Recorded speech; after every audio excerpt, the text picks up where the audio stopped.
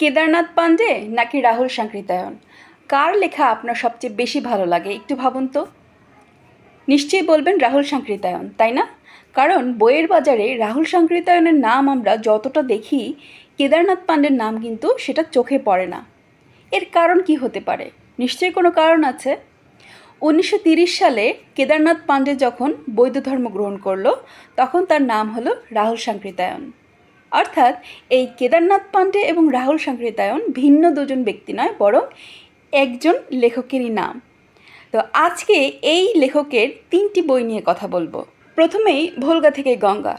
এটি শুধু গল্পের বই নয়, প্রায় 8000 বছরের মানব সভ্যতার বিবর্তনকে গল্পের মাধ্যমে তুলে ধরা এক অসাধারণ সাহিত্যকর্ম। ইতিহাস, সমাজ আর মানুষের পরিবর্তনের এক দীর্ঘ যাত্রা এখানে জীবন্ত হয়ে ওঠে। এরপর আছে জয় যৌধেয়। এটা দ্বিতীয় বই, আমার সংগ্রহে থাকা।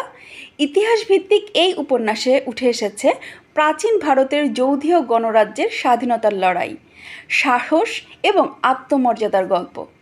অতীতকে কেবল তথ্য হিসেবে নয়, বরং অনুভব করার সুযোগ দেয় এই বইটি।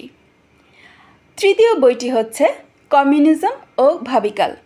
এখানে রাহুল সাংকৃত্যায়ন সমাজ, অর্থনীতি এবং ভবিষ্যৎ রাষ্ট্র ব্যবস্থা নিয়ে তার দৃষ্টিভঙ্গি তুলে ধরেছেন। একমত হন বা না হন, বইটি আপনাকে প্রশ্ন করতে এবং নতুনভাবে ভাবতে বাধ্য করবে।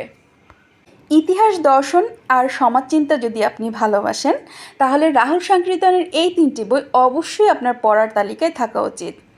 ইতোমধ্যে যারা রাহুল সাংকৃত্যায়নের লেখার সাথে পরিচিত, তারা তাদের বুক সেলফের ছবি অবশ্যই কমেন্ট বক্সে দিতে পারেন। তাহলে আপনাদের কাছ থেকে আমি রাহুল সাংকৃত্যায়নের বইয়ের সাজেশন পাবো।